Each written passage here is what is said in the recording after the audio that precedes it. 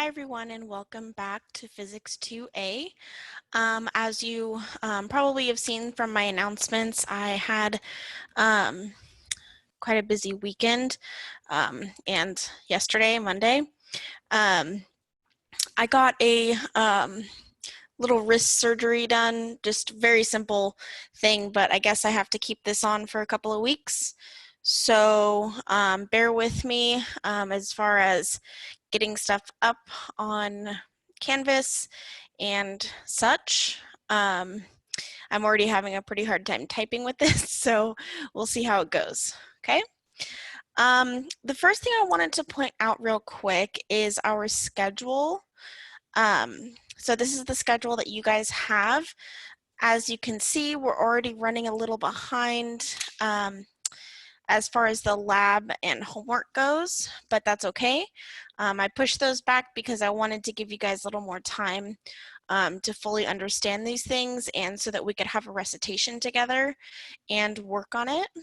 Okay, so don't worry about the schedule. Like I said, it was subject to change accordingly. So I guess you can kind of think of this stuff just shifting down a week.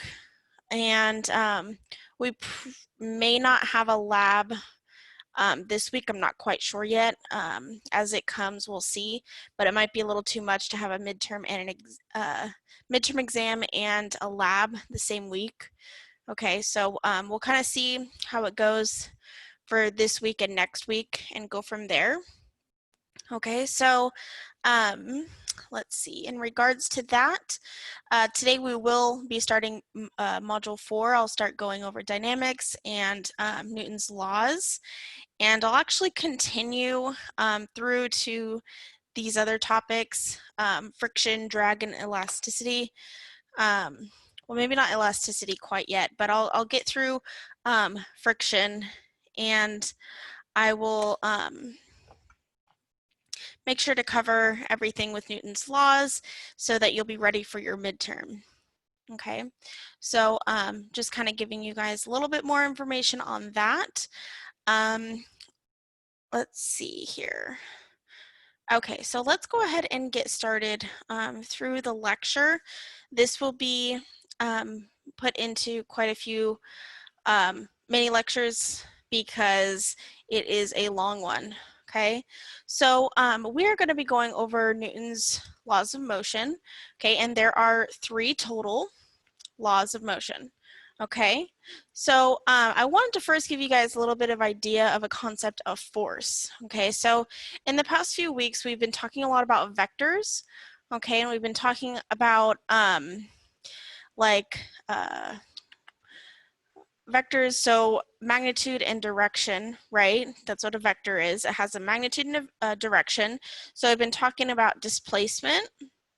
We've been talking about velocity and acceleration. Okay, so now we're going to use these things, these basic ideas of motion, and apply them to forces, okay, to understand the physics of a system.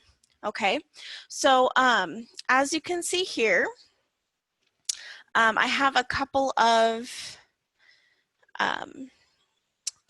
let's see, a couple of ideas. Oops. Okay, idea of dynamics, which is the study of forces, okay, and these cause objects and systems to move, okay, so that's the study, or dynamics, that is the study of these forces, okay, so what is a force then? Well, intuitively, we think of it as a push or a pull, okay, so say you're, I don't know, walking into a grocery store and it says push, but you do pull and it doesn't really work. But okay, the point is that a push or a pull is a force. So on that door, you can either pull on it or push on it. Okay, and both of those are forces. Okay, so intuitively, that's what we think of. Okay, and these forces also have a magnitude and direction. So again, they are vectors. Okay. And I did want to mention here what a free body diagram is. We'll talk about it a bit later too, but it's just exactly what this is. Okay, so a free body diagram illustrates all these forces that are acting on one body. Okay, so here's an example. We have a figure skater. Okay, so say we're looking at this lady. Whoop, come on. So we're looking at this girl right here. Okay, now she is standing on the ice and these two other figure skaters are pushing on her. Okay, why, I don't know, but they are pushing on her. Okay, so this girl here in the pink, she is pushing on this girl in blue in the X direction. Okay, the horizontal direction. We'll indicate that as the X direction. Okay. Okay. And then we have this girl here, also in pink, so I guess that didn't really help. But she is pushing on her as well, but now in the Y direction. Okay, so we have two forces pushing on this figure skater. Okay, one in the X direction, one in the Y direction. I should be more specific. One in the positive X direction, one in the positive Y direction. Okay, and so we can put this into this little diagram here. Okay, and our total force, our F, if you can't read that, F tote. Okay, that is our total force. Okay, so our force in our X direction plus our force in our Y direction gives us this F total. Okay, and this should be very familiar because we looked at vectors quite a bit towards the beginning of the semester. Okay, and even last week we looked at them again.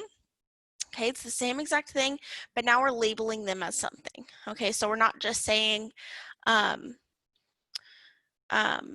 you know, a vector in this direction, a vector in that direction. Now we're saying that these are forces. Okay, so we have a little diagram here, and we can simplify, sorry, we can simplify it down into a free body diagram. And basically all you do is you represent things as points now. Okay, so instead of, you know, drawing a girl, which I don't know how to draw, I can draw a stick figure, you can just draw a point. Okay, so we could represent it as a point, and then we'll have our force in our X direction, again, in our positive X direction, so we would put that there, and our force in our Y direction, and we would put that there. Okay, so this is typically what we see as our free body diagram. Okay, so I have another example of a force. Okay, so we just talked about having forces as push or pulls. Okay, so here's another example. Say we have this spring. Okay, and this is its resting position. And we'll kind of get more into the actual like math and stuff of this later, but I just wanted to get you guys kind of rolling with the idea of force. Okay, so this is the spring at rest, not touching it, not doing anything to it, it's just sitting there. Okay, this is how it looks. Now, if I pull, okay, if I pull on that spring like this guy did, okay, so he pulled on the spring that way, okay, there is a force now. This spring is now wanting to restore back to its original state, okay, and we call that the equilibrium state, okay, or the rest state. It's wanting to restore back to that. So this is going to be some force, okay, that the spring is trying to act on, like us, okay, because it's pulling us back. We pulled it and now it's trying to pull us back, okay? So that's just the idea of forces, okay? Just a little bit of background.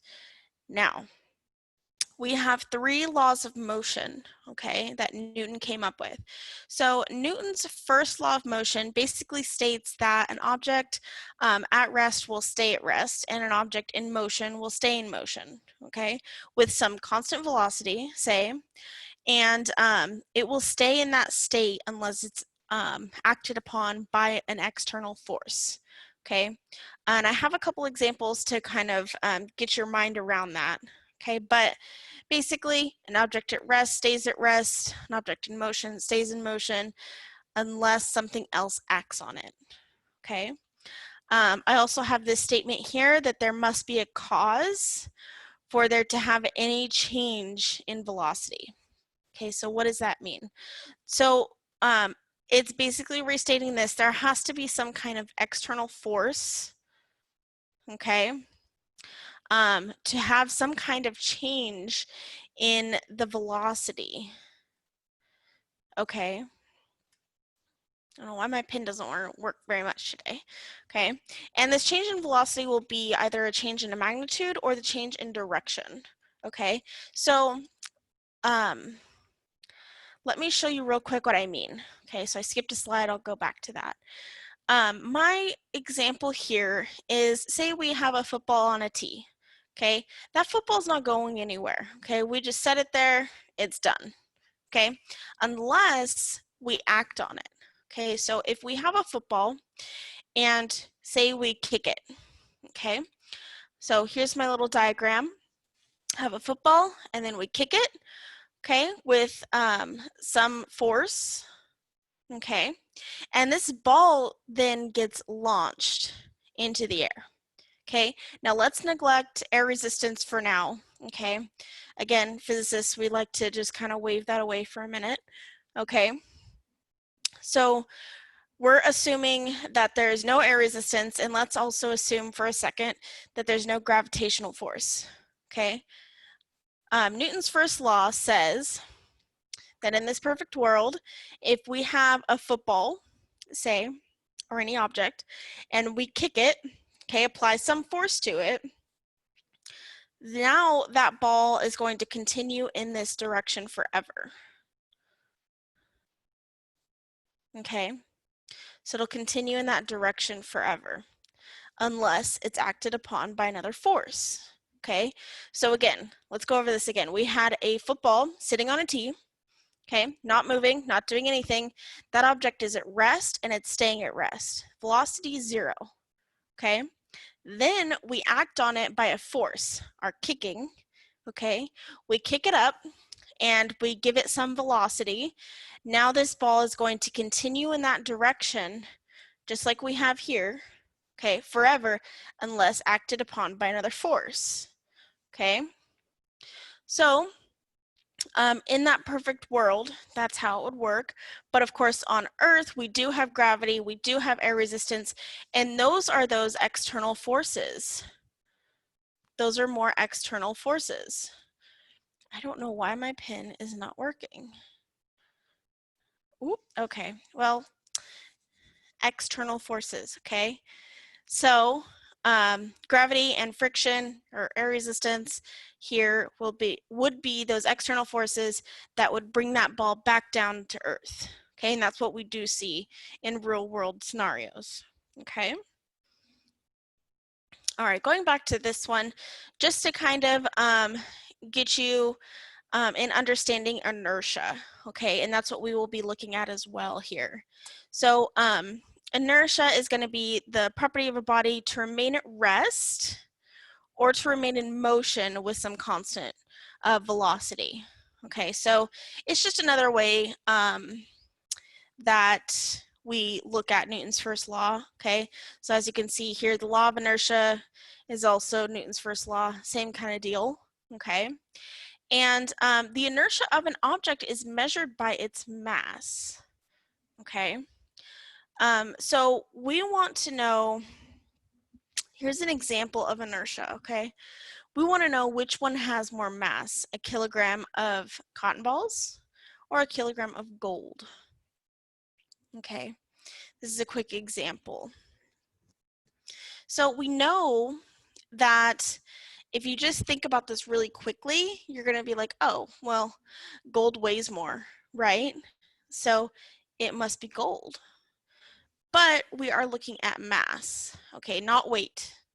We are looking at mass. So both of these are a kilogram, okay, so they equal. Okay, So these two are actually equal because they're both a kilogram. Now, if we were looking at the amount of weight that each of these have, they would be different, okay?